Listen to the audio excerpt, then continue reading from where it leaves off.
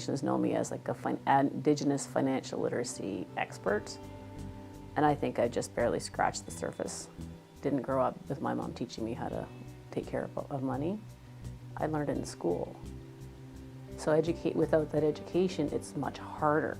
I want to be able to drive change in the communities to increase the financial capacity of our community members. If we can get to the high school students or the grade 7 and 8s and bring up their financial capacity so that they're making decisions for their future, but they can also transfer that into their positions in the First Nations. As much as I've had a really hard life and I've had lots of stresses in my life at various points in my life, it's gotten me here.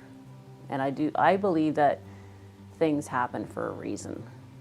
And when I was in my 20s, I thought I knew it all. And then I've experienced life and the curveballs that life gives you. And I now feel like I'm more compassionate and more sympathetic to people and their situations.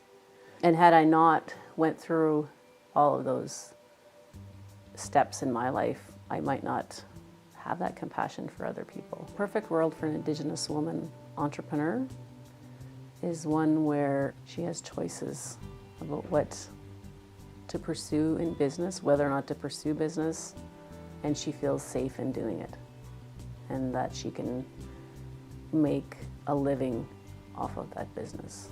Seeing other women who looks like they're succeeding in what they want to do, that helps to lift other people to believe maybe I can do it too. I think that's the first start, by showing women that there are others who are doing it.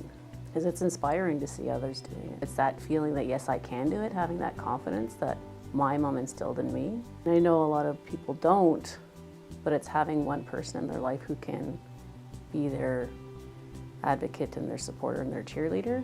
And yes, there's going to be tons of obstacles to overcome. If you're not healthy, or if you don't have people that are in your family who are healthy, that's going to impede your ability to succeed and achieve your dreams. If you don't have that education, as much as education isn't everything, if some of that education does help you to understand how to take steps and how to set goals and how to set mini goals to achieve bigger ones, how to analyze a situation. There's so many factors that influence a person's success and whatever they define as success. If I didn't go through everything, if I didn't have the education that I got, if I didn't have the mom that I had or face the challenges that I had, I wouldn't be as understanding of other people who aren't in the same situation as me.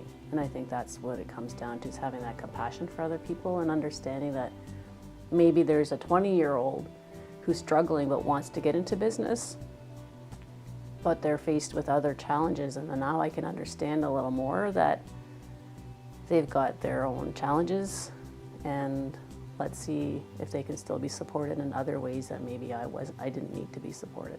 The reward to me is feeling like what I do makes a difference. I would say one other reward is the ability to travel to really cool places. And sometimes it's just driving from Fort Frances to Atikameksheng and driving down the highway to the reserve and seeing the eagles flying above me. That's really cool. Understand you can achieve anything if you put your mind to it and you work hard.